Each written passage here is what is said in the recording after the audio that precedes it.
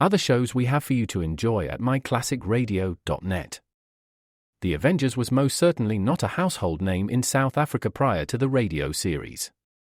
With no national television service until 1976, the mechanism simply was not present in the country to show television programs to mass audiences.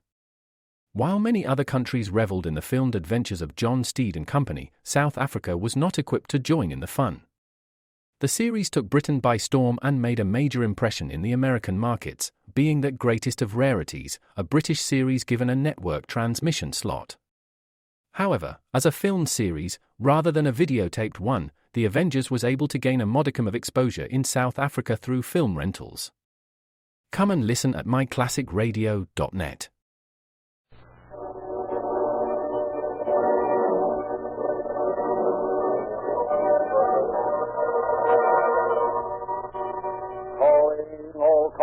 The copyrighted program created by Rio Grande.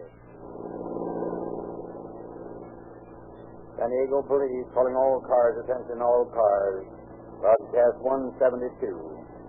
They're on the lookout for two men described as soldiers. Last seen driving Dodge touring cars. One man has a beast, boy. Ought to be heading for Mexican border. These men are killers, that's all.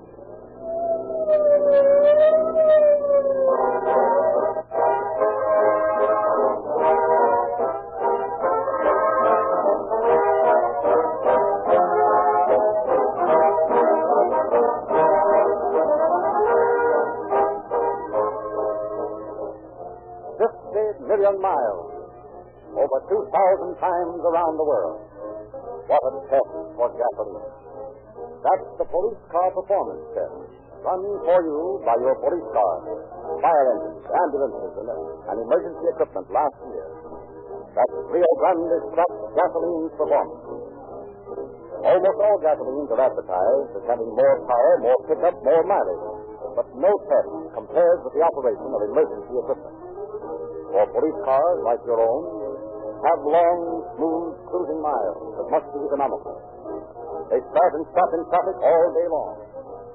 But when those accelerators go down to the floor and the sirens open wide, it's Rio Grande cracked gasoline and only Rio Grande that powers more police cars, fire engines, ambulances, and other emergency equipment wherever it is sold than any other brand. 50 million miles. That should be the test to end all tests for gasoline as far as you are concerned. When those to whom gasoline performance means the most overwhelmingly choose Rio Grande Crack. And remember, Rio Grande's 50 million mile tests are run with the same gasoline that you can buy at your independent Rio Grande dealer.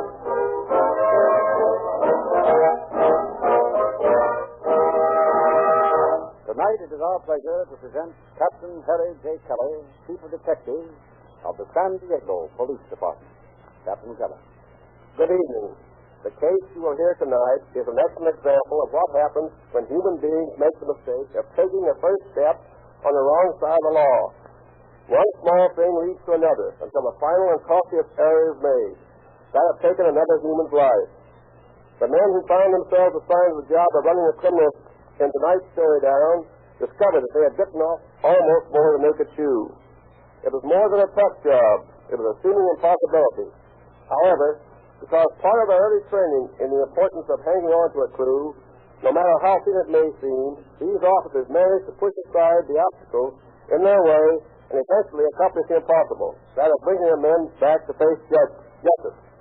It was a long chase and a hard one, but it proved very definitely that in a final analysis, crime is a poor, paying business.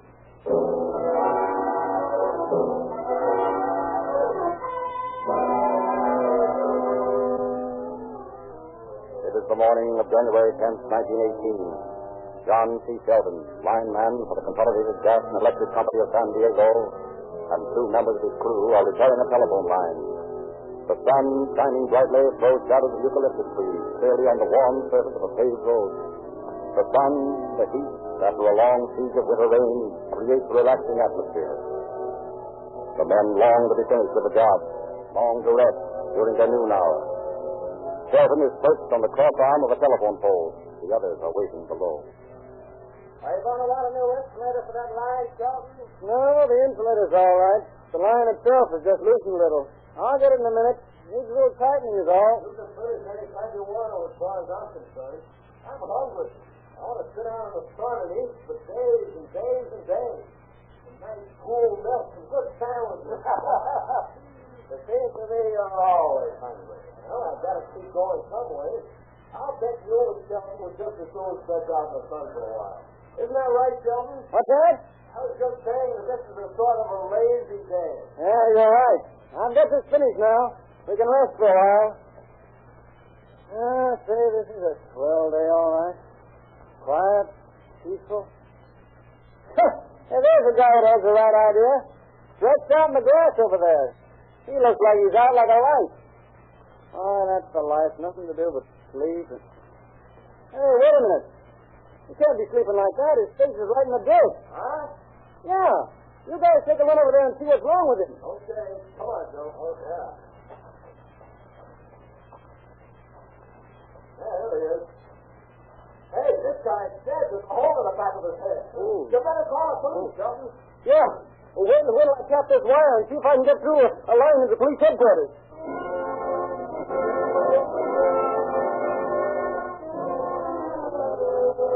Acting upon this information, Chief Hayes of the San Diego Police Department immediately sends Detective Lieutenant Terry Kelly and James Pappas to the scene. Accompanied by Chief of Police S.P. McMullen and Captain of Detectives Joseph Myers, the men make a search. From the body, they remove several letters in the wallet, which establishes the victim's identity as being one Frank McCrary, a San Diego taxi driver. Tire marks show where a car has been driven off the road, stopped, turned around, headed back on the highway going east. And slim as this lead seems, Myers and Fred decide to pull the truck. Others finish the investigation of the murder scene, then return to headquarters. The first move is to check on McCrary's actions as far as possible, and accordingly, Sergeant Joseph Lopez is assigned the task. His initial step is to interrogate a cab driver, friend of McCrary. Is your name registered? Yeah, but if you're a salesman, you're wasting your time. I'm very busy. Now, wait just a minute. I'm sorry that you're busy, but I'll have to take some of your time. I would be interested in anything. Hey, wait a minute, will you? I'm from the police, Detective Lopez, and I'm going to ask you some questions. Oh, I'm sorry, sir. Are you sure you have the right place? I'm sure I didn't do nothing. Well, just calm down for a minute. I'll tell you what I want. I want to ask you some questions about Frank McCrary. You know him? Frank McCrary? Oh, yes, I know Frank McCrary. Has he gotten into trouble? I didn't think he ever did anything wrong. McCrary was killed last night. Killed? Yeah. Does his family know about it? They live right down the street. I thought everybody liked McCrary. Who did it? Wait just a minute, will you? We don't know who did it. He was found on the road to Lemon Grove with a bullet hole in his head. Well, it seems funny to me that anyone... Dead. Everybody likes him. You keep your cat near McCrary. Yeah, but I assure you, I didn't see nobody who did it. We all like Where McCrary. did you see him last night? No, I was busy driving a couple of soldiers. Hey, wait a minute. Where did you say they found McCrary? Up on the road to Lemon Grove. He was just off the side with some grass and weeds. The road to Lemon Grove. Lemon Grove. What's the sudden brown study about? I was thinking. I think soldiers are... And about Frank being found on that same Look, road. Mr. Register, you've got something to tell me. How about coming out of it a minute from talking? Well, I What saw a about couple of these soldiers out that way last night, you see. About halfway to Lemon Grove, they got on my nerves, and I pulled a drag and brought them back. They both had blue cap cords. What's the cap cord got to do with it? Oh, I don't know. Only I just happen to remember them, that's all. I see. Well, look, suppose you tell me just what these two soldiers did from the time you picked them up on. Can you do that? Well, I didn't have supper until late because my wife's been sick. She had an operation. I guess I need to take No, don't bother. Just tell me what the soldiers did, if you Yeah, I will. will. Well, they came up and asked me to take them to Lemon Grove, you see, and I said, sure, boys, jump in and start it out. After a while, one of them leaned over in the seat and began to ask questions about the car. I guess he'd never driven a car and wanted to learn, you see, and I told him I'd teach him for $5. I've had quite a few people want to learn, you know. I think everybody should learn to drive a car, don't you? Yes, I do. Now, what did the soldiers do? Oh, well, this guy wanted to know all about the gear shifts and stuff, and I answered his questions for a while. But when we got to National City, he told me to take a shortcut down the road, see, and I knew there wasn't a shortcut, and I got suspicious, and I stalled my motor. You see, and I just pulled the choke out and stalled. He didn't even catch on. I guess they're pretty dumb about cars, all right. I think they'd have seen me pull out the joke, wouldn't you? Oh, yes. Then what happened? Well, I was scared. Oh, I was scared, but I didn't let them know, sir. I told them that I had engine trouble. I said, I guess we better go back, boys. And they didn't say anything, so I turned around and come back.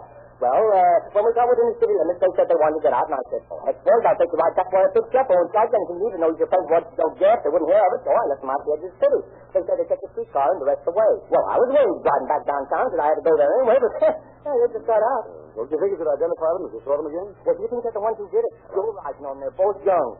But they didn't look like they'd do anything like that. Yeah, I was a little suspicious at the time, but I didn't think they'd kill nobody. If I'd thought that, you know what I'd done? I'd called the police, that's what. They were young. And they said, let's see now, they said they were from the 157th Infantry, that's it. Oh, I've seen worse with them men. Now, wait just a minute, Mr. Register. Isn't there anything special you can remember about them? Well, let me see. Of course, I didn't see him much, you know, because in the back seat, only one of them, just one of them talked. He was the oldest one I'd seen. Oh, and low voice, had an awful low voice. So there's Matt. He knows McRae. You want to talk to him? I'll call him over. Yeah, call him. Hey, Matt! Matt! Yeah. Come here! I don't think he knows anything about it. He's a pretty good friend of McRae. Come here, Matt. Hurry. Paul McCrary. I didn't think nobody'd want to hurt him. Hello, Matt. Say, McCrary was killed last night. Just as a detective, I was telling about how everybody likes him. McCrary killed? Well, I was just talking to him last night. Why, that's awful. You saw him last night? Well, yeah, we said they'd try and talk for a while. What sort of a car did McCrary drive? A Dodge touring car. Well, now, did you happen to see two soldiers around while you were there? Yeah. He came up and hired his car while I was talking to him. You know who did it? No, we were trying to find out. Why don't you tell me what these soldiers did? Well, like I said, we were standing there, and they came up and asked Frank how long it would take to drive over to Lemon Grove, and he said it would take about an hour and a half, and they said it'd be fine, and jumped in the back seat and drove down Fifth Street. But what time was that? Well, I'd been to show it. It was about 10:30. You know, it just doesn't seem right not to have Paul Frank around no more. Oh, I'd like to lay my hands Just a moment. Do either of you know if McCrary carried much money around with him? Well, I don't think so. None of us carry much more, you know, just enough to make changes in space these times. You never know. I never carry anything but a few tools on my front seat. Frank used to carry a lap robe in his. I never do that. You know, I remember one time... You say he carried a lap robe? Yeah, I remember. It was a bright colored one. Blue and red check. That may help.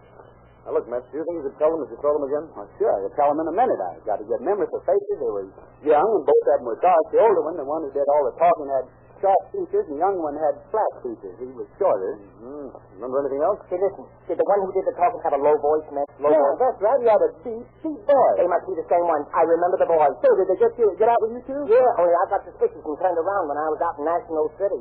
Gee. Yeah, and supposing I hadn't turned around, maybe McCrary would be talking to you, and I'd be laying out there with a hole in my head.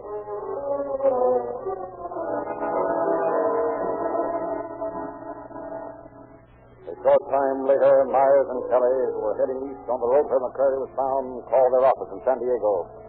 Learn what has been discovered there. Learn that the two men they are following are soldiers. One with an exceptionally low-pitched voice, that they are traveling in a Dodge touring car. Learn of the brightly colored lap robe. With these clues, they continue on the road, take to the suspect. With leads to Imperial Valley, pick up more bits of information. The foreman of a railroad construction gang reports that he has seen a Dodge touring car parked on the side of the road with two soldiers working on the motor.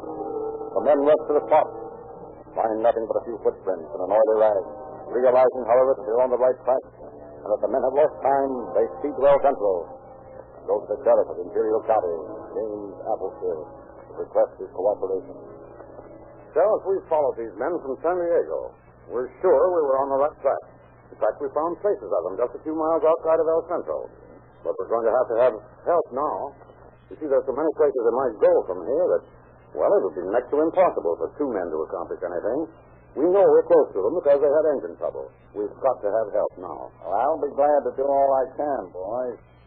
Now, if the men you're trailing are the murderers, they'll undoubtedly head for the Mexican border. Are you sure they're in uniform? Well, they've been identified as soldiers by everyone we've talked to. Well, in that case, they'll have a hard time getting into Arizona. So I think the logical place to look for them is along the border. I'll call Calexico and have the officers from there make all the border points. Sheriff, Mr. Price outside wants to see you. All right, send them in. Yes, sir. Now, get that call in. Can you think of any additional dope on those men? No, I think you have it all.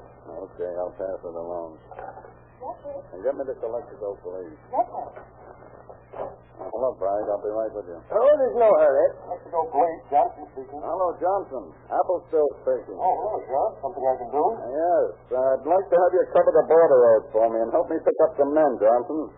Now, here's a description. There are two of them, both in Army uniforms, 157th Infantry.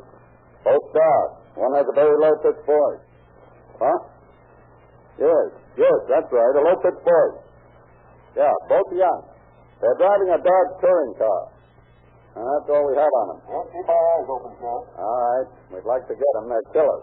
Let me know as soon as anything develops. What's all this about, Sheriff? These men in the Dodge. couple of men who committed a murder in San Diego are in this Did vicinity. you say they were in a Dodge touring car? Yeah, that's right. Why? Since I passed a car like that on my way into town just a few minutes ago, parked on the side of the road.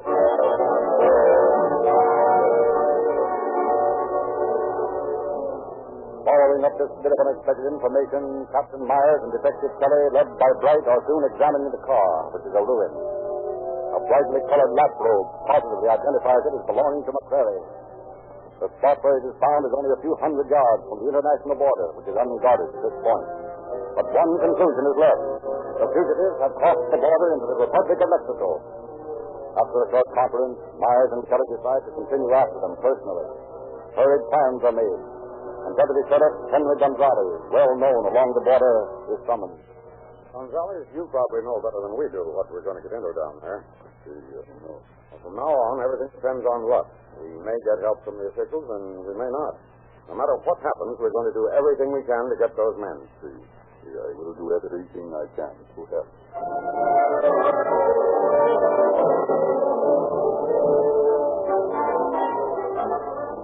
So, early on the morning of January 11, 1918, the three men crossed the border, speed along the nearly impassable Mexican road.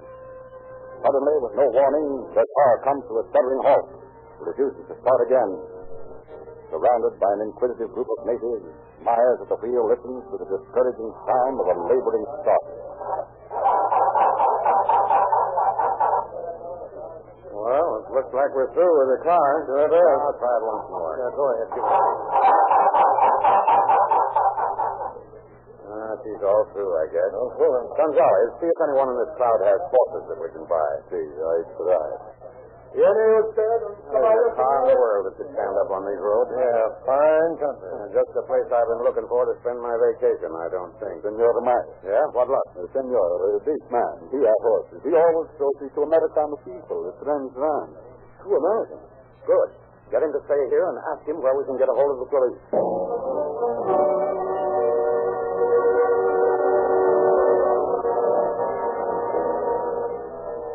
2 hours later, Myers, Kelly, and Gonzalez, accompanied by a group of Mexican police, are within 2 miles of the ranch where the fugitives have been seen.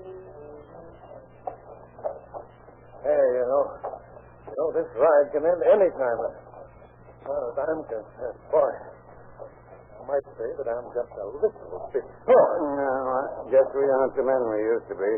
I'm beginning to feel it, too. Yeah. Hey, look at Gonzalez, He's like a sack in that saddle. That guy was probably born on a horse. Yeah. Hey, look. They're all stopping. What do you suppose is up? Hey, Gonzalez, what's the idea?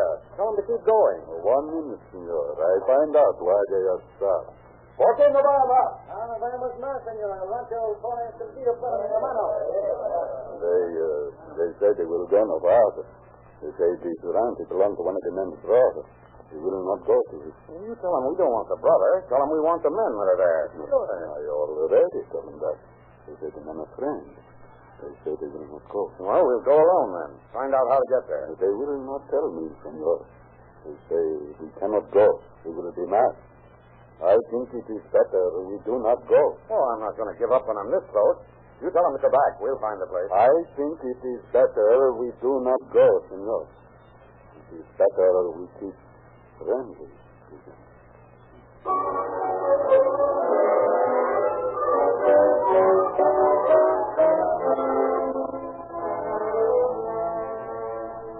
Balked at every turn, Myers and Kelly once again find themselves left with no choice but to return to Mexicali. But arriving there, they find news. The foreman, who earlier had tipped Gonzalez off as to the whereabouts of the suspect, claims that less than an hour after Myers and Kelly had left for the ranch, the 2 soldiers had appeared in Mexicali. But they apparently had discovered the fact that they were being followed and had left immediately. Realizing this makes matters even worse than before, the 2 detectives first checked with the Mexican military commander of the district of Baja California, Governor Esteban Cantu, who promises to have all his posts keep a lookout for the criminals. Then called San Diego to inform Chief Hayes of their progress. And here they received their second piece of news within the day when Chief Hayes ordered them back to San Diego. Says he has uncovered new evidence as to the identity of the wanted men. Accordingly, Myers and Kelly make the drive back to San Diego. Find from a list of Army deserters 2 men and pictures of 2 more men answering the description of the murderers are being held for identification. The first 2 are released after being faced by Mexican registered, the cab drivers. But when they are shown the pictures of the other 2... These are the 2. These are the ones who took the ride with me. They're the same ones, only I got suspicions and I came back. I remember this one. He's the one that told me to go down that street. He's the one that had the low voice. And he's the one that asked me all about the gear shift. I thought it was funny at the time, too. Are they the ones who killed McCrary? Where are they, if I could just lay my Wait hand? wait a minute. Let Metz have a look at it. These are the ones, all right. Remember I told you one had sharp features? Yeah. Yeah, well, this is him. He's the one that had the deep voice. This other one has flat features, just like I said. They're the ones that drove away with McCrary that night, and I'm sure of it. Fine. Well, that's about all you can do for us now. We want to get in touch with you later, so don't leave town unless you let us know. We'll call on you when we need you. Goodbye. So long. I told you I had to run the ride. Now, Kelly, you go out to Camp Kearney. Gather every single article you can find that belong to either of these men and bring them in. Right. We've got a little more to work with now. Check up on the Army records, too.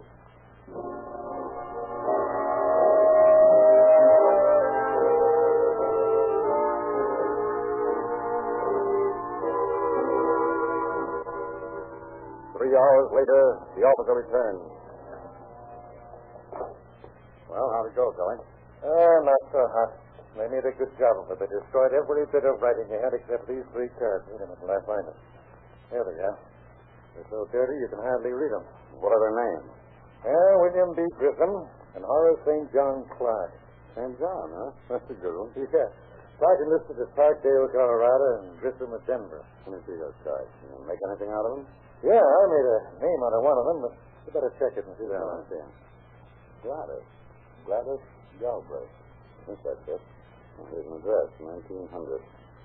1900 South. 1900. Wait, what's this? Parkville, Car 40. Parkville, Car... I've heard that before. Well, it doesn't mean a thing to me. Wait a minute, I've got it. I remember it's a car line in Denver. That's it. I didn't know that you ever been to Denver. Sure, I lived there for about 3 months. That's what it is, I'm sure of it. This must be an address there, too. Well, sure it is. I remember South Street now. Get me a clerk. I'll get a letter off the police in Denver and have them get a hold of this Gladys Galbraith.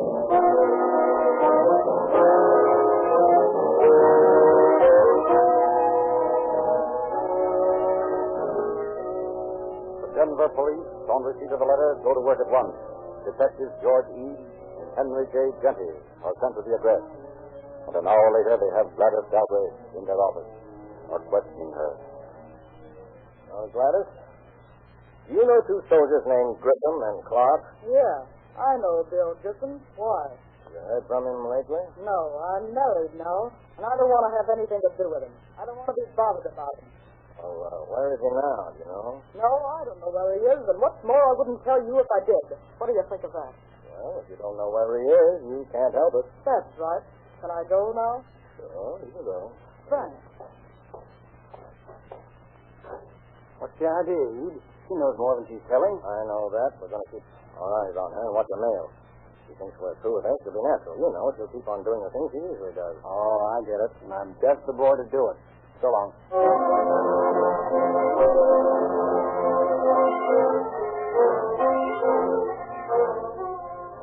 2 days passed and nothing developed.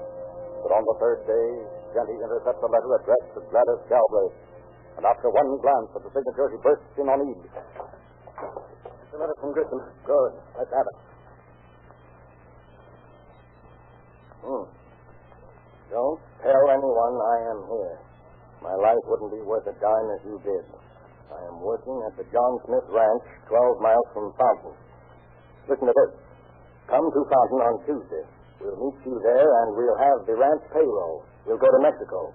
I'll meet you at the corner of 3rd and Mill Street. Well, Gentry, something tells me you and I are due for a little trip to the corner of 3rd and Mill Street and Fountain.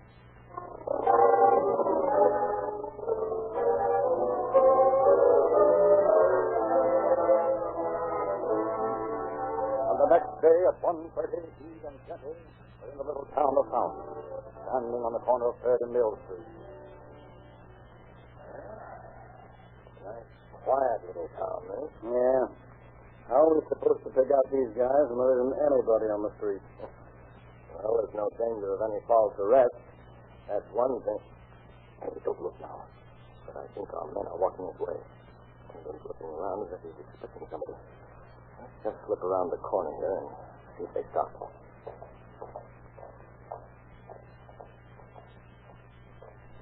Okay. It's far enough. Come on. Hello, boys. Waiting for someone? What's this to you guys? Hey, you got an awful low voice, haven't you? You wouldn't be William Grissom, would you? No. Come on, let's Now, wait just a minute. I kind of think you are Grissom. And Grissom that killed a man in San Diego. What do you think of that? You're nuts. Grissom that wrote the Gravis jailbreak and said you'd meet her here with a payroll from the Smith Ranch. You're nuts. Come on, quit stalling. We got the cold, Grissom, and you too, Clark. Paulus, St. John, Clark. How about it, huh? Come on, spill it. Your name's Clark, isn't that right? Yeah. Shut up. Well, it isn't any use, Bill. These guys have it. Keep your mouth shut before I cut it for you. Yeah, but they're liable to start shooting if we don't go with them. Why, you stupid little squealer. I'm going to break up his bone in your fight.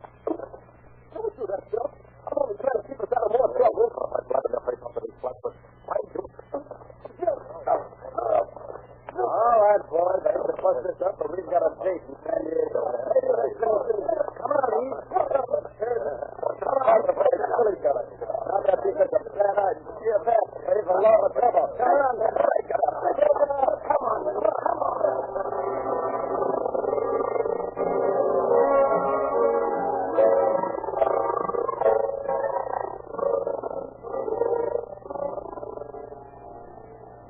On May 16th, 1918, Grissom was found guilty by the General Court-Martial Board at Camp Kearney of murder, theft, and desertion, and was sentenced to hang.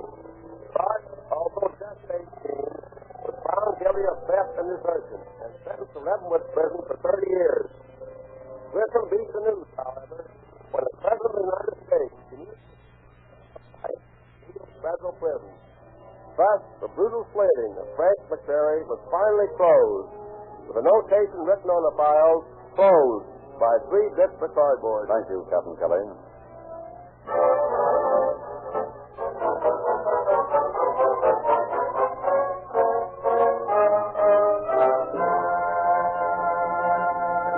Tonight, we salute great, prosperous Orange County, with her fast-growing cities, her clean white beaches, productive groves, her progressive citizens, and fearless and efficient law enforcement officers.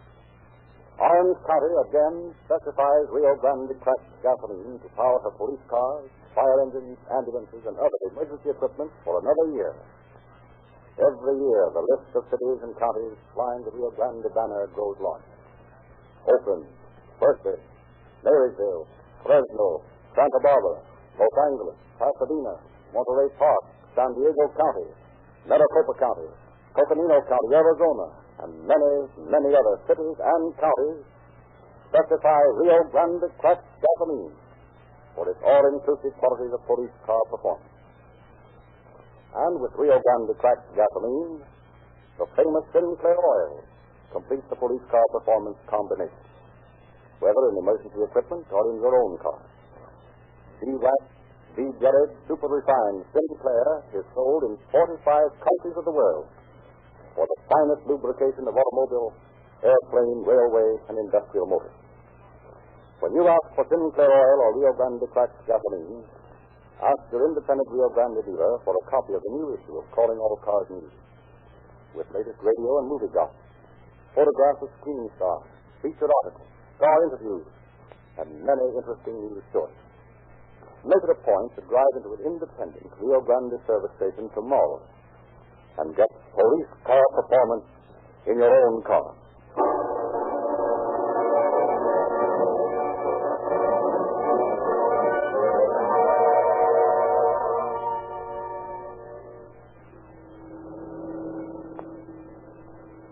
San Diego Police calling all cars. Attention, all cars. Cancellation broadcast 172 regarding a murder and a robbery.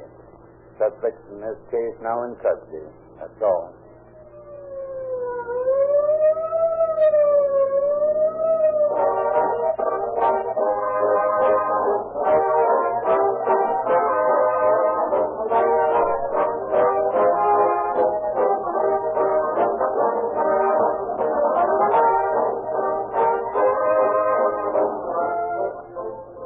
Narrator Frederick Grimsley, bidding you good night for Rio Grande.